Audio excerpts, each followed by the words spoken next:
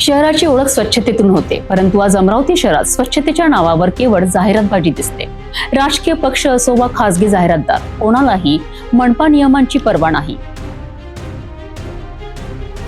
QR code घ्या, 3 दिवसांची परवानगी घ्या, या नियमांचं उल्लंघन सर्रास सुरू आहे आणि तेही खुद्द मनपा कार्यालयाच्या प्रवेशद्वारासमोर.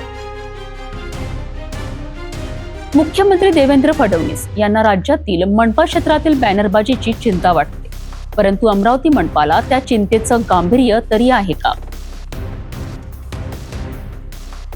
शहराच्या सौंदर्यावर, नियमांवर आणि नागरिकांच्या सहनशक्तीवर अक्षरशः गदा आणणाऱ्या या अनधिकृत बॅनरचं काय? आज आपण विचारतोय, कायद्याचं काय? तो केवळ कागदावरच आहे का?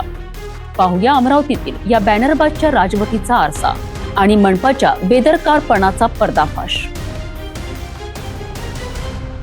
अमरावती शहरातील 5 झोनमध्ये सध्या 80 ठिकाणी तात्पुरत्या स्वरूपात जाहिरात होर्डिंग्स लावण्यास परवानगी देण्यात आली आहे.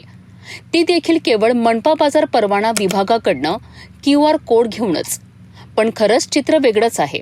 शहराच्या कानाकोपऱ्यात अगदी मनपा कार्यालयाच्या प्रवेशद्वारासमोर अनधिकृत बॅनरचा मारा सुरू आहे.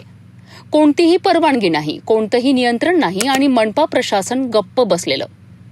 बडनेरा आणि अमरावती शहरात फक्त 3 दिवसांकरिता बॅनर लावण्यास परवानगी असतानाही कित्येक बॅनर आठवड्याहून आठवड्या लटकत आहेत.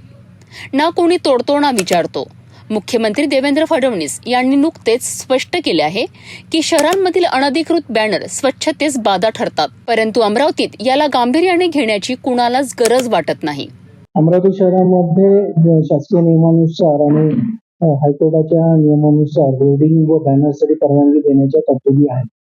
तर त्या अंतर्गत ज्या परवानग्या दिल्या जात आहेत त्यानुसारच सर्व जे नागरिक आहेत त्यांनी आपापली होर्डिंग लावणे आवश्यक आहे. त्यामध्ये QR कोडची सुद्धा आता तरतूद करण्यात आलेली आहे. त्यामुळे प्रत्येक होर्डिंग बॅनरवर QR कोड असणे अपेक्षित आहे व त्यानुसारच परवानगी घेऊन होर्डिंग व बॅनर लावले पाहिजे.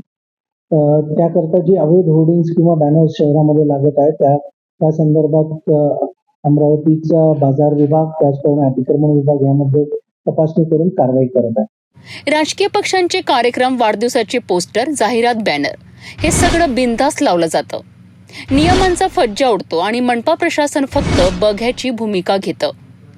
सवाल हाच आहे, खरंच मनपा प्रशासन अनधिकृत बॅनर लावणाऱ्यांवर फौजदारी गुन्हा दाखल करणार का, की पुन्हा हे नियम हवेतच विरून जाणार? नियम बनवले जातात ते शिस्तीसाठी, परंतु अमरावतीत ते नियम केवळ सामान्य नागरिकांना लागू आहेत असं चित्र निर्माण झालं आहे. जर राजकीय पक्षांचे बॅनर लावणाऱ्यांवर कारवाई होत असेल तर मग कायद्यानं कोणतं नख दाखवायचं? आणि जर मनपाच्या स्वतःच्या दारातच विना परवानगी बॅनर झडकत असतील तर कायद्याचा आदर बाकी कोणी करावा? आजचा मोठा सवाल. अमरावती मनपा खरंच फौजदारी गुन्हा दाखल करणार का, की नियम हवेत विरणार आणि शहर बॅनर जंगल बनत जाणार? या शहरात कायद्यापेक्षा मोठा कोण? बॅनरवाल्यांचं बेधडक साम्राज्य संपणार की मनपा यापुढेही मूकदर्शकच राहणार? उत्तर हवंय नागरिकांना आणि उत्तरदायित्व हवंय प्रशासनाकडनं.